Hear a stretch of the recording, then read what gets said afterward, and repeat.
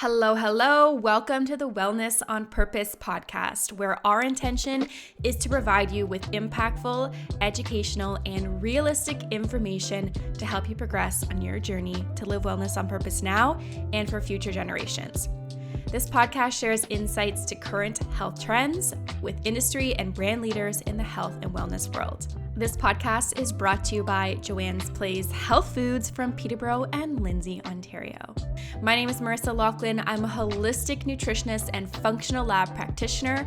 I've been working alongside Joanne's Place for the last 8 years, and I'm so excited to continue to be your host for this podcast.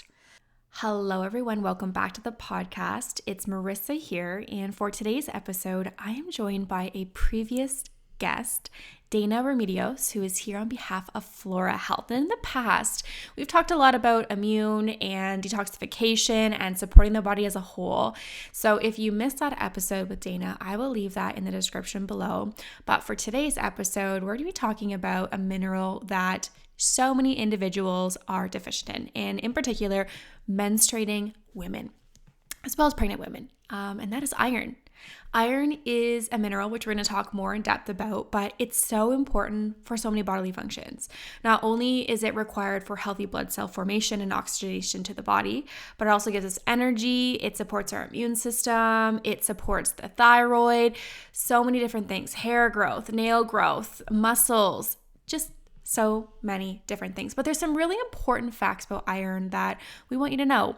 Everything from how to choose the right form of iron, how different forms of iron are absorbed, whether or not you can get iron through your food, and so much more. So without further ado, let's welcome Dana back onto the podcast so she can share her wealth of information about preventing iron deficiencies.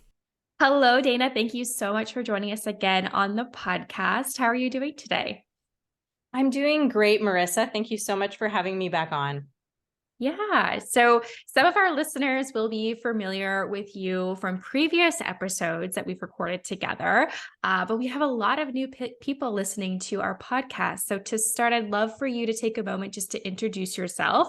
Tell us a little bit about yourself as well as who you're here on behalf of, which is Flora Health. Yes. So my name's Dana Green Remedios. I'm a holistic nutritionist and I'm a health coach as well as a life coach. And I practice here in BC and online. And of course, Flora Health is also a BC-based company. So I'm also a representative for them as a product information specialist, which basically means that in our department, we will help to instruct and inform retailers and help the general public to learn more about supplements in particular and nutraceuticals and the other types of food products that Flora makes. All products made with health in mind, all organic, vegetarian-based type products, really, really great products that I was using for a long time, even before I ever started working at Flora. So I really, really like them. I'm quite a big fan of their products. And so I love teaching people about them. And yeah, that's a little bit about me. Awesome. So you said Flora is a BC brand. They've been around for a long time, lots of different supplements. And today we're going to talk more in particular to the Flora Ferritin formulation later in today's episode. But I want to start by just talking a little bit more about iron and then going into iron deficiencies and things that our community should really know about. So let's start with the very basics. What even is iron? That's a wonderful question to start with. I think there are some people that get confused about this. If you don't have a big science background, it's important to understand that iron belongs to the minerals, which are elements that come essentially from rock. They might be considered ore, O-R-E, or they might be considered a very different category of things than living things that biologists might classify like animals or plants. Minerals would more be classified by earth scientists. And so minerals are things like calcium, magnesium, of course, iron, and all of these elements are important in very, very small amounts to help us run our bodies. And generally where we would get them is because we eat food as plants that come out of soil, and soil has these minerals as small pieces of rock in it.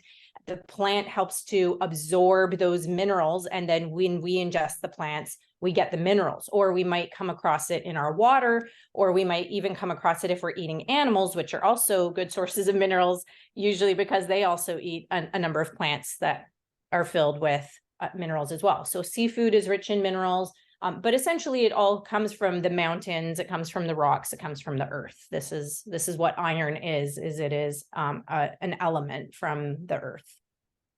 Okay. Now we are hearing a lot about people struggling with deficiencies of iron, and there's so many things we're going to get into in terms of like what could be going on, things like that. But what we do know is our soil and water and things are naturally being depleted of iron as well. So there's probably different stages of deficiencies for individuals who are lacking the mineral iron. Can you talk about what those stages are? Absolutely. There are 3 stages of iron deficiency, and the first one is that the body's stored iron begins to drop. And our storage form of iron is known as ferritin, and it's found in our serum. So on a blood test, this would be your serum ferritin beginning to become lower. And so even when this is low to normal, you can have symptoms. Already you might have some fatigue, some difficulty with concentrating, or maybe you'll notice it's hard to exercise, maybe some shortness of breath. If this escalates and you run out of your storage form of iron, then actually you won't be able to make the same amount, size, or intensity of red blood cells. So they might start to become faded or shrunken, and you might not have as many. And so this is certainly a worse stage. This is getting more serious. And the most serious one is when you don't have enough hemoglobin, which is another compound that is used by the red blood cells to carry oxygen. When the level of that begins to drop, now you're anemic, and this is the most serious stage of iron deficiency. Now, what are some of the most common signs of iron deficiencies that people would experience? Well, I know you're a functional lab practitioner, so I know that you would probably, check before someone gets to the most advanced stage, which is great, because then you can avoid some of these worse symptoms, because some of them are quite terrible. But uh, they're all related to the role of iron in the body. So when your blood is less oxygenated, because for example, you're missing some of that hemoglobin, or you don't have as many red blood cells, you might see that showing up through your skin, because normally oxygenated, healthy blood, it gives you a pink color. So if you don't have that, you might see dark circles under your eyes, or your skin might just see more pale or more olive toned. And then if you look at your mucous membranes, so maybe you pull down your bottom lip or your lower eyelid, or you even look at your nail beds, instead of looking healthy and pink, they might look very, very pale. And so that would be another symptom. Because iron's also used to make connective tissue, to form healthy connective tissue, if you don't have it, then your hair might become really dry or dull or brittle, or even break or fall out. And your nails, the same thing. They might just thin, get brittle, or flatten and become a strange shape, kind of a spoon shape. It tends to be indicative of low iron. If you don't have iron, because it's so important for growth and fertility, it can lead to poor outcomes in pregnancy, might make it harder for you to get a baby all the way to term, or to help it to get to its full physical or cognitive potential. And it might even make it harder for you to become pregnant in the first place, because it can affect the quality of an egg or the receptivity of the endometrium, for example. I think the most famous signs of low iron are related to its use by our mitochondria and our cells to make ATP energy, because fatigue is really, really common. If you're low in iron, you're generally going to feel fatigue and weakness, because you need that iron in your muscle cells and your brain cells. So if you don't have it, you might not be able to exercise. You might get restless legs or other muscle related symptoms, or you might just not sleep well, be in a terrible mood, either feel very low or depressed. You might have headaches or ringing in your ears, or just actually sometimes it gets mistaken as ADHD. So you might not be able to concentrate or focus very well as well. And then finally, again, because you need iron to make red blood cells and hemoglobin, if you're not making that, or if you're not making the myoglobin that your muscle cells use to hold oxygen, you might get dizzy or faint. You might feel short of breath or get some chest pains, especially if you're trying to exercise.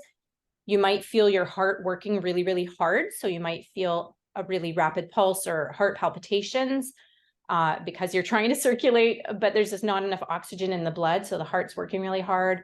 Or your hands and feet might get cold. You might just feel really, really chilly because your circulation isn't very good.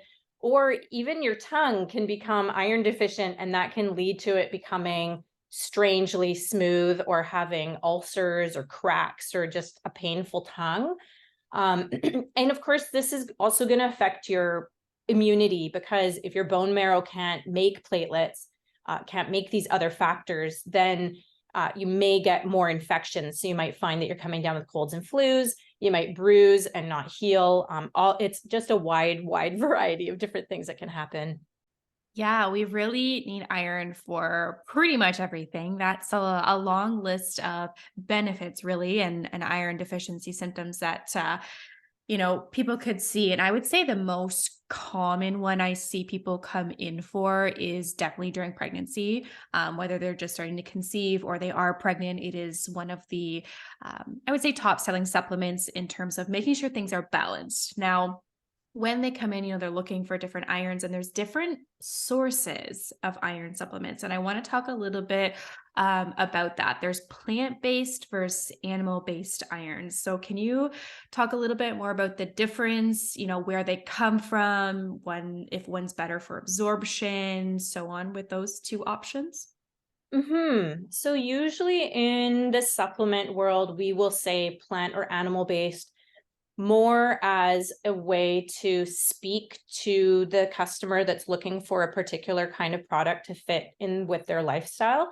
All iron is, of course, going to be mineral based, and then it might use an intermediary living thing to help us to get the iron. So we might use a plant to absorb the iron for us and use that would then be plant-based. Or we may use an animal to get iron, and that would be animal-based or heme, which is HEME, that form of iron. So for example, if you grow a plant in the ground, like a legume, it could absorb iron from the soil, and then we could get iron from that plant. And that's, for example, what we do with the Ferritin Plus product. That would be real plant-sourced iron. And that would help to make that iron more bioavailable to us. If we use heme iron, then the iron in that case would be from the blood of an animal that got iron from eating plants that also grew in iron-rich soil. And then we would get it either from their hemoglobin or a similar source. And then that wouldn't be a vegetarian-friendly supplement. That would be a different kind of supplement. And both of those are going to have very different absorption. And then the third category, which is by far the most common and is usually what most iron supplements are, is really just pure iron that's not coming through an intermediary such as a plant or animal. It's elemental iron that can be coming in different forms. So if we talk about the different forms of iron and then the absorption factor, essentially you need to know how much pure iron, which is called elemental iron, is in a product. And then you'd want to know what form it comes in. So the lowest absorption forms are usually the ones that are used to fortify cereals. We know that if you get 10 milligrams of iron in a cereal, then you're probably going to get 1 milligram of iron from that, because you're not going to be able to make very good use of it. And so that's probably the lowest. It's usually things like carbonyl iron, for example. Then the next level up are often tablets, which can be called different names, but they are the same thing. So iron chelates, iron compounds, or iron salts all basically mean the same thing. And what it usually means is that we take the iron in its basic elemental form and then combine it with an acid. So now it's easier for the body to actually make use of it. So you'll see these in pharmacy tablets and in many supplements. And sometimes they'll tell you how much actual elemental iron you get from the product, and that can help you to know what the dose is. If you see a really, really huge number, then you probably don't have the elemental amount and you need to keep looking and find out what that is. So, because when they make it into a compound, they might give you that number instead. And that is usually a much bigger number. So you can tell if you have a compound because it'll usually have two names. So something like ferrous sulfate means iron plus sulfuric acid, or ferrous gluconate would mean iron plus gluconic acid. And so that's a compound. If you want to actually just know how much elemental iron is in there, then they might tell you the smaller number is 10 or 20 milligrams per dose, for example. That is essentially the most common category of iron, that one where we have these different compounds. Then another different category are the heme irons, the ones that usually come from cows.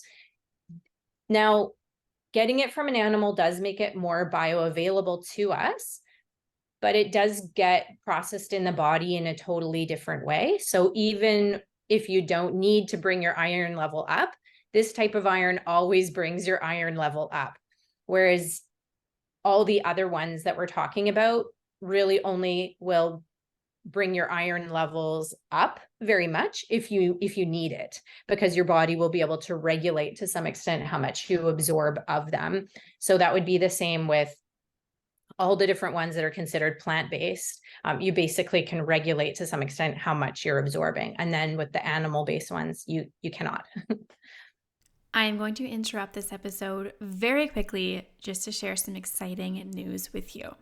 If you've been following our social media or tuned into any of our recent episodes, we talked about an incredible online program that we have launched at Joanne's Place, and it's called the Wellness on Purpose Program to Educate You. And back in April, we released the first pillar of this program talking about your nutrition, and we are very excited to share with you that pillar 2 is officially available. And in this pillar, we're going to be talking all about sleep, the importance of sleep, what happens while you're sleeping, what the long-term effects are of sleep deprivation, and so much more. So if you want to learn more about getting your sleep back on track and prioritizing that piece of your wellness journey, visit the link in the description below that's linked Wellness on Purpose, your sleep pillar, to learn more. Now let's get back to the episode. Okay, that's really good to know. Now, I wonder, depending on the type of iron you consume, does this have an impact on the number one concern people have with taking iron, constipation? Do these two issues kind of coincide with each other? Like, depending on the type of iron you have, you'll be more constipated, or is this something that's a totally different bodily mechanism that's going on? That's a wonderful question. It is a little bit of both. Most iron supplements do cause constipation and sometimes other types of digestive upset because the iron isn't well absorbed. And the iron absorption, when it's weak, means that some iron remains behind in the digestive tract, because absorption means leaving the digestive tract and entering the bloodstream. That's what absorption is. So if it's not doing that, if it's not going across and getting into your bloodstream and raising your blood level of iron, it's staying behind in your gut. And if it's not fully absorbed and it's in the gut, it can cause some inflammation there, and it can also feed certain strains of bacteria in the gut. And so what we mostly understand is that most constipation from iron tends to be a sign of predominantly a bacterial imbalance in the gut, and this is where it's coming from. However, even when iron is really well absorbed and it does get into your bloodstream, sometimes there is always a little bit of a risk of constipation. And the mechanism there isn't as clear. What is thought right now in the most recent studies I've looked at is that the excess iron ions alter the transport of water between, once it's sensed in the stomach, it changes what your intestinal lumen is doing, how much osmosis is happening with water. And so sometimes there's still a chance of constipation if you're really prone to that. Okay, good to know. Now, when we talk about, you briefly touched on this at the beginning, iron-rich foods like seafood, some animal-based proteins, but plants as well, they provide iron for us. Now, do you think that eating an iron-rich diet is enough to maintain optimal iron levels? That's a great question. Now, it might depend to some extent on the individual. However, on average, only about 10% of the iron in our food gets absorbed by the body for women and only 5% for men. So part of that is that the body regulates how much iron it's absorbing. And another is that even when you have foods that are rich in iron, they can also be rich in other factors that we might call iron blockers or anti-nutrients, and will actually impact how much iron we're able to get out of the foods. So some examples of that might be things such as fiber or egg whites or dairy products. We know that those can all be troublesome. And we know also that tannins, which are found in things like tea and coffee, can block iron absorption up to 80% of the iron in the meal that you take those beverages near. So a lot of us do drink those, and so that can also be a problem. And even in really healthy diets, we might think of getting iron from greens, or we might, think of whole foods. And unfortunately, oxalates and phytates are other anti-nutrients that are often found along with greens and grains. And so this all makes it harder to absorb and make use of iron, because sometimes it binds to the iron or it just competes with the iron in the digestive tract. So some of the other factors that might impact that is how deficient you are. So I gave some numbers of how much iron we might absorb from our food. It's a little bit higher in women than men because women tend to be more iron deficient than men. So we absorb a little bit better. So if you were very iron deficient or anemic, you might do more like 20% above that baseline of iron absorption. You might get more out of your food. However, some of the things that might work against you would be if you had low stomach acid. That makes it really hard to break down the iron in food and get it out. Or there are other things. For example, we might just underestimate the amount of iron-rich foods we actually have to consume. It's actually a lot of, to get enough iron, you really have to make a point of it in a lot of ways, maybe seeking out things that we don't tend to eat, maybe even organ meats, shellfish, meat, and that can be really tough. It's not just that we need to eat those things for the iron, but also we need to make sure we get enough protein to help to assimilate minerals as well. And a lot of people fall short of their protein needs too. Yeah, that is true. So many people are also deficient in that protein level. It's so interesting. 80%. So tannins block about 80% of that iron absorption. And you think you would have like a steak dinner and then like a glass of red wine with that. It would be like, you're not really getting the absorption from that. So with iron deficiencies, do we just go off some of the symptoms that we talked about, or do you recommend getting iron checked regularly? Like what on your standpoint before supplementing with iron? That probably requires some reflection on a case-by-case basis. We do have all those symptoms that I mentioned, and even if you have a lot of them, maybe that does indicate that you're going to be an iron deficient person. People tend to fall into a category of leaning towards iron deficiency through most of their life, or leaning towards too much iron. And if you know that you're one way or the other, then you'll probably stay that way for most of your life. But there are other things that you can use in conjunction with the symptoms.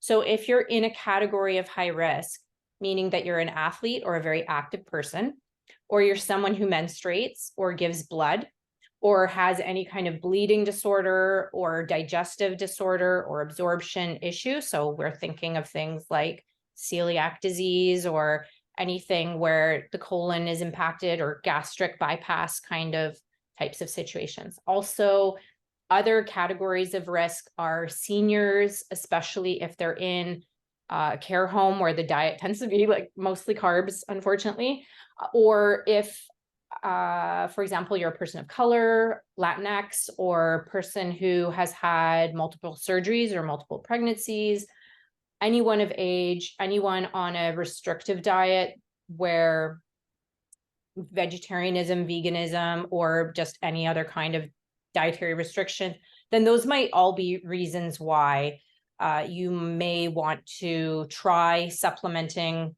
without necessarily thinking of getting a test first.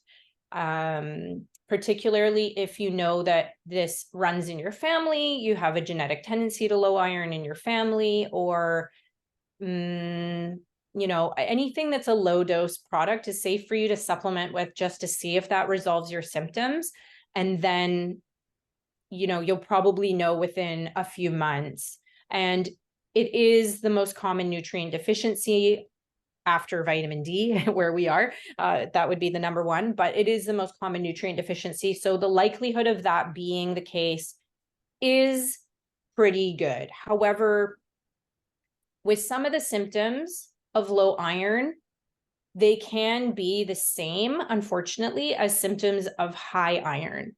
So unless you have risk factors for low iron or some indications or some hunches that that's the group you fall into, it's easier just to test and know for sure, especially if you're considering or have a pregnancy. Then that's a really important time where you don't want to make a mistake and think that the symptoms that you're having are low iron when they're actually high. So that would be a great time to get a test, for example. Yes, I agree. And I think too, like, as I can think about so many people that fall into those categories of being at risk for iron deficiencies, but it's also a really great place to like have a starting range before you're supplementing. And then also, 3 to 6 months after, to see really what your body's absorbing. I mean, there might be other underlying issues going on with somebody like leaky gut or something going on that the absorption factor is just not working. So I think, yeah, testing regularly. I mean, most people would fall into that category of the iron deficiencies, as you said, but a really great baseline to see where you're at and then where your body is absorbing if you test it a few months after that. So do you think that there's any dangers to taking iron if you aren't deficient? Well, what's interesting is how we define deficiency as well. So I think it's interesting. You probably run into this again as a practitioner that sees labs, that the range can vary quite enormously. It depends on the country or the province or the lab that you're at, what their normal range is going to be. And it can be very wide. So it can be, I've seen things from something like 6 to 350, which is probably a bit wider than it needs to be to get flagged. That would mean you'd have to be at a 5 to be considered out of range. And I think that from speaking with practitioners, people such as gynecologists or other types of practitioners, they certainly find that people that are closer to the middle of the range generally feel a lot better. They often, however, won't prescribe you an iron unless you're actually flagged out of range. And that makes, to some degree, sense, because prescription products are these huge doses that you probably will feel terrible on and not make use of, not absorb, unless you actually are anemic. But that leaves a lot of people in this zone of deficiency where they probably would feel better if they did have a little bit more iron, because they're somewhat under functioning in terms of their energy, their potential to focus, their potential to work out, maybe their potential to look good, to have their immune system working. All these things are under functioning. And sometimes it's a female who's an athlete who's started university, or a mom who's got a couple of really young kids at home.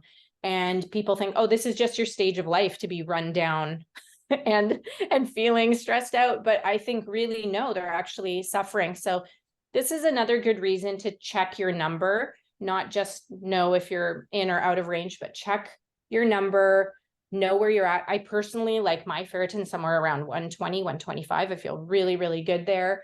And I feel like I've spoken to enough practitioners that have said that for people that are used to living around the 30 mark or the 40 mark to getting it up to 80 or 90 can be life-changing. So I think, you definitely don't want iron overload. You definitely want to do that test and ensure that you're not getting into iron overload. But really, so if you're in doubt, I would check. But essentially, it takes a while of supplementing for most people to bring their iron level up, and just getting it up into closer to the middle of the range for most people is going to make them feel like a new person. Yes, and I do hear with supplementation of iron, when you are in that low, like as you said, say around, like they've been living in that range of 30 for so long, and they can increase that to, close to 100, they can see and feel the significance in their health for just that small, increase there. They might take a break from iron deficiencies. They might, be looking at other health issues, but can still maintain that good level. So that's amazing. Now, I want to talk a little bit more about Flora's ferritin formulation, what this formulation is all about, and why people are absolutely loving it. Mm-hmm. Well, it's really neat. A lot of research went into this, the release of this product. It is quite a revolutionary product, and it has been shown in 3 clinical studies to effectively increase and maintain healthy iron levels. So we know that it works, and it raises ferritin, it raises hemoglobin, it raises the red blood cell count, basically everything you need from an iron. But what's different about it is that it is made with organic green peas. So it is a truly natural plant-based product. So it's a clean product.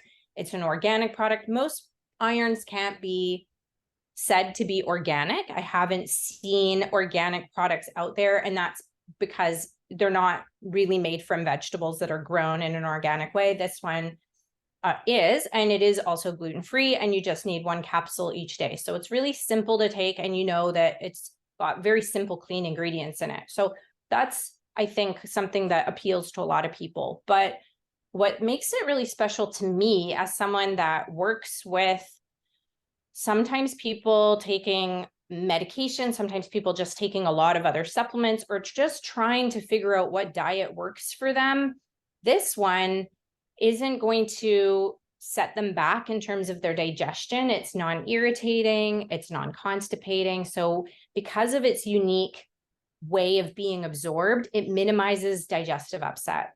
And so you don't have to choose between being low in iron or having all these side effects that tend to come with iron supplements, or tend to come with the pharmacy ones. And so you don't have to choose between, stomach pain or low iron. In this case, you're not likely to get constipation, diarrhea, nausea. It's quite a gentle form of iron. So the way that it does that, which no product has ever done before, is it's using this unique form of absorption where your body recognizes it and actually helps to bring it into the cells. And because it's not just loose in your digestive tract, it's getting absorbed into each cell and then opening up. It's not interacting with or affected by your diet. So you don't have to worry about, if you love your tea or coffee, or, your other anti-nutrients like fiber or greens or anything. You don't have to worry about any of that, which I think enables people to relax a little bit and not have to overthink everything around their iron, which is great.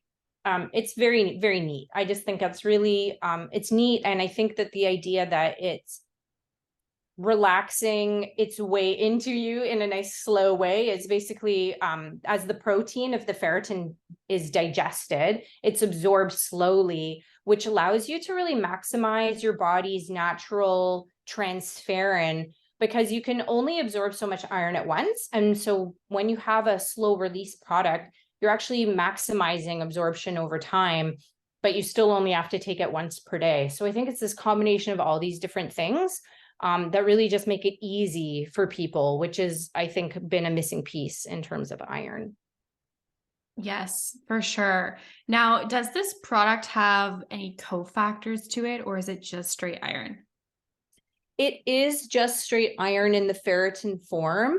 It is naturally enteric coated, which means that it's basically buffering the way that it goes through your digestive tract, but it doesn't require things like vitamin C to be usable. So You can still take vitamin C to be able to get more iron out of your food. That's still helpful. To eat vitamin C with your iron-rich foods is also great, but you don't need to have it to be able to use this form of iron.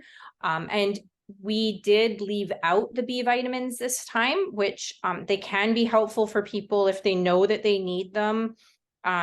But we did also find that for many people, they're either very sensitive about exactly what B vitamins they want to take, and not everybody wants the same kinds, or they're already taking one.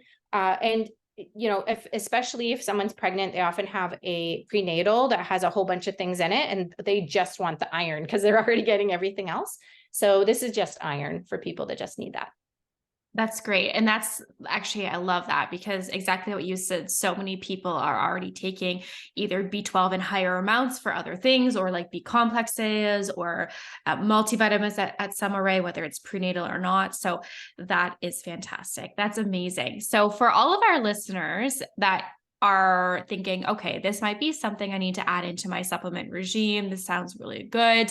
If you want to learn more information, you can pop into one of our locations and check out this amazing fluoroferritin product. We'll also leave a link in the description below for our show notes, which will talk a little bit more about this product on our website and get you guys more familiar with it. So Dana, I want to thank you so much for joining us today on the podcast. It's been such a pleasure. This has been really eye-opening episode to just learn a little bit more about what deficiency of iron actually looks like amongst individuals, because it can be so different for everybody. So thank you so much for sharing all of your information today. Oh, it's always my pleasure to speak with you. I really enjoy it. Thanks for having me on. Just a quick disclaimer, any information shared on the Wellness on Purpose podcast, including product recommendation, is for educational purpose only, and we recommend checking in with your healthcare practitioner if you have specific questions in relation to dosage and contraindications with medications or conditions. If you're still here, thank you so much for tuning in today's episode. If you want to learn more about the topics that we covered in today's episode, as well as the products, you've got two options. You can head over to our Joanne's Place website to review the show notes. We'll leave that in the description below. Or you can pop into one of our Joanne's Place locations and talk to one of our amazing staff. Just a reminder, if you haven't already, go over to your preferred platform, follow our page, and then find us over on social media so you're notified as soon as a new episode is released. That's all for now, and we'll see you in the next episode.